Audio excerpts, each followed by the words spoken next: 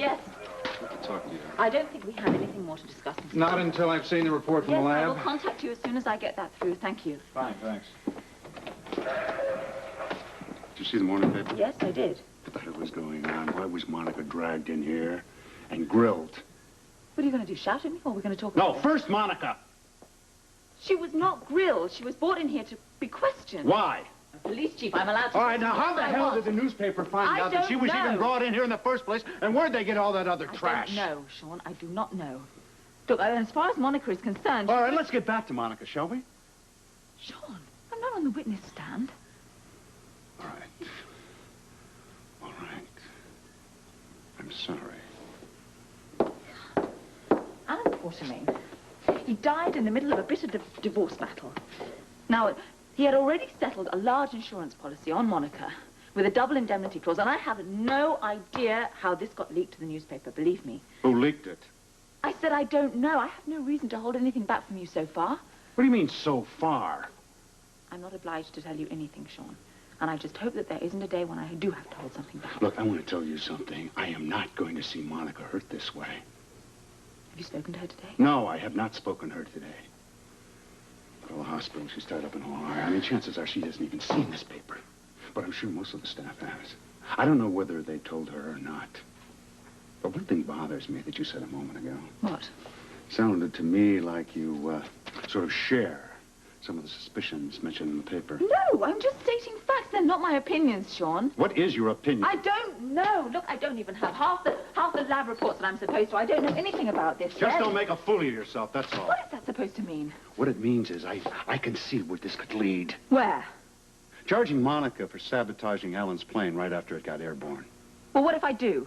Because she is not mechanically inclined. She wouldn't know how. You would know how. I would know how, but she wouldn't. Well, what would she have to know? She'd have to have some technical expertise to pull the kind of stunt that both you and I used when we were at the WSB. You know, the kind of thing to make an engine stall once it reached altitude. Why in the hell are you looking at me that way? There's one person connected to Monica that would know how to execute this plan. Who's that? You.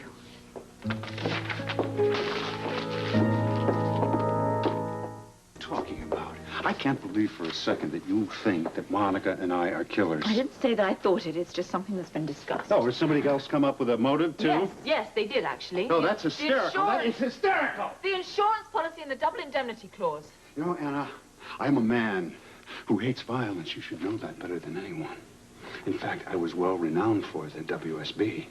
Won't hold. Come Why on. not? Because we've all changed since then. I don't agree. Yes. It was a time when we would never betray our friends, but unfortunately we have done so since. Oh, I see. I guess we both know where we stand. Is that it? Don't jump to conclusions. You're damn bet I'm going to jump to conclusions because I am going to protect Monica and myself from a witch hunt.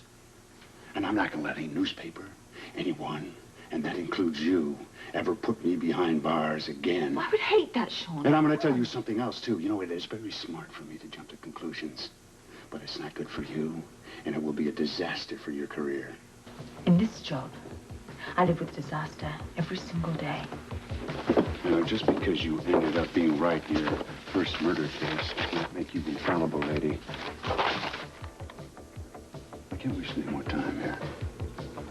Monica will need me. So good day, Chief Devane. Ever.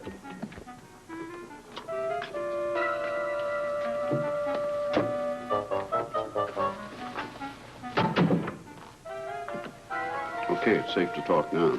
Are you sure that Monica's at the hospital? Well, she's on duty all day. She had early surgery, so her room's all yours. I can't wait to take a bath. Oh, and change. Look at that lineup of perfume. Oh, heavens to Bessie, this one is $1 million an ounce. Well, Monica isn't getting any younger, is she? Oh, I wonder what delicious thing she has for the bath. I must say, the old girl certainly knows how to take care of herself. Yeah, for all the good it's going to do her now, the little traitor. I wonder if she's read the morning paper yet. Well, if she hasn't, somebody's going to make sure she does. She's not the most beloved figure in Port Charles, you know. Yes, our little plan is starting to work very well. Well, perhaps for you, darling, but I don't have anything to celebrate yet. Well, Monica's practically been accused of Alan's murder. What more do you want? A good deal. You made me promises, Edward. Remember the promises? All in good time, my dear. If Tiffany doesn't get at least one of those promises kept, Tiffany is not going to play ball. I mean it, Edward. Now, Tiffany, we all have to suffer a little bit until the plan gets going. I know, but I need an incentive. Now, what about getting my television station back? Oh, Lord, not that again. Still. Tiffany, why don't you think of the television station as the carrot on the end of the stick? I want the carrot now. Tiffany, you're broke, I'm broke. I am broke, but I don't believe for 1 minute that you're flat broke. If you were, you'd be out selling pencils on the waterfront. Well, believe me, I'm thinking of it. Or having Lila do it. Yeah, well, the fresh sea air would do her good. Oh, Edward, I know you so well. You're the type of man who always has something salted away, probably cash that you don't want to declare on your income tax. Tiffany, I have only taken advantage of legitimate loopholes, which I have a feeling are going to become less and less very shortly.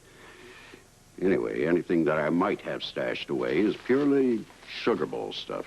And how many thousands of sugar bowls do you have, Edward? All right, I have a little bit set aside, but it's purely for an emergency. I am that emergency. Now, Edward, dear, I really must take a top. Think about what I've said. If Alan's whole scheme doesn't work, I am your ace in the hole. It's more like the Queen of Spades. The Queen of Hearts. If you don't come through for me, Edward, I will leave you high and dry. And you know what that means. Exposed.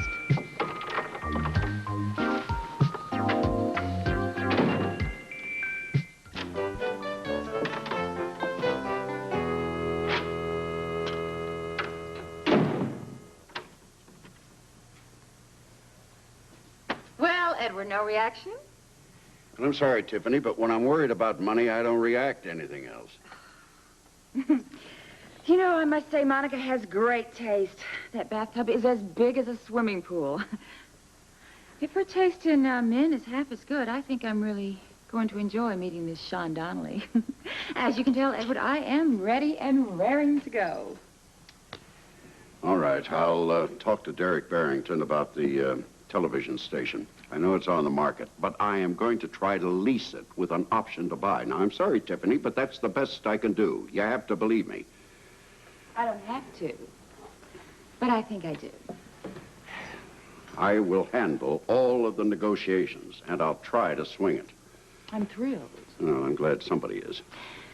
Not only am I thrilled about getting my station back, but I am actually looking forward to stealing the Sean Donnelly from Little Monica. Yeah, well, you're going to have to give it everything you've got.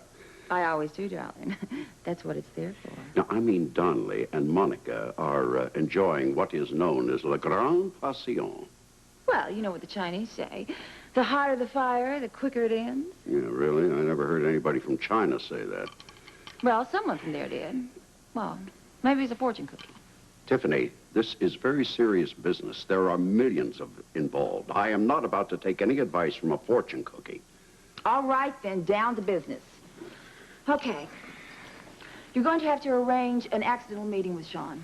I'll do it. And then I'll need at least 5 seconds with him, alone. 5 seconds? Well, that's all I need to size up how easy or difficult Sean is going to be. Boy, you have this down to a science. Well, I don't like to waste time, darling. Yeah, good. Time is money. Oh, yes, I think I'm going to really enjoy this little project. He is handsome, isn't he? Yeah, so they say. And charming? I'm choking on this, but again, so they say. It's strange, you know. I never thought I'd be coming back to Port Charles, much less meeting an interesting man here. It is the way that newspaper story was written, Sean. I know, sweetheart, I know. Well, I can't sit still for that sort of libel. I mean, I think I should do a sue. As you said, it's the way the article was written. There is no way you'd win. You just add fuel to the fire, that's all. Well, damn it, I cannot just stand still for this sort of thing. Monica, please listen to me. You've got the quartermain name, you're a successful surgeon in your own right. All of that spells glamour. You've become a natural target. You sell newspapers. You help get TV ratings. You haven't seen anything on television, have you? No, nothing I've heard of, no. What is the matter with these people? I mean, Alan is a father. He has 2 children. Where is their sense of decency? There doesn't seem to be a great deal of that around these days. Okay, fine, then just how about simple kindness? I think we're a little out of that, too. I can't believe anyone would think I was capable of killing. Monica, listen to me again, please. There is no way you can stop people thinking what they want to think. Now, the only way to fight this situation is not to react at all. I didn't ask for that double indemnity clause in his insurance policy, Sean. I didn't ask for it at all. He said he got it for the kids, for his sons. I didn't want any money from him, not ever. And I didn't kill him. Monica, please, now, please. Oh. You don't have to convince me, all right? You see, I mean, how could I get a plane to crash? How could I make that plane crash? Would you just tell me what else Anna told you this morning? actually, I think she was just as upset as I was about what was in the newspaper. Then what else did she say? Well, actually, there was nothing else to say. She explained that she had to question you, but you weren't hauled in or anything like that. She doesn't suspect me of murder, does she? Oh, no, she didn't even come close to saying anything like that. Look, Sean. What? It could happen, you know. I mean, it does happen. People, you read about it. People, innocent people get put in jail. But that is not going to happen to you. And that's a promise. I can't believe to be locked up. I know. It's the worst thing that can ever happen. I know from personal experience. Hey, Sean, look, I'm the one they're after, not you. I know. But as I said, you're a natural target. Yes, but if I'm the suspect, then everything about us is going to come out. You and me and everything that's going on. I'm sorry about that. There's nothing to be sorry about. And I don't give a damn if our affair comes out in the open. I'm very proud of our love, Monica. Thank you. Thank you for saying that. I just don't want to have you be a suspect in this. There's no way I can be a suspect. There's no evidence, no grounds for an arrest. Look, do you have to get back to the hospital today? No, I don't. I'm finished surgery, and I told Rick and Steve they understood, and I asked permission to have Tony cover for me. Don't you have a little brandy, huh? Pale. Your hands are so cold, even on a warm day like this. Come on. Sean, really, are you absolutely sure there's no way that you can be hurt in this? Oh, I'm absolutely sure. Please stop worrying about me. It's odd. Housekeeper must have broken one of these little cups.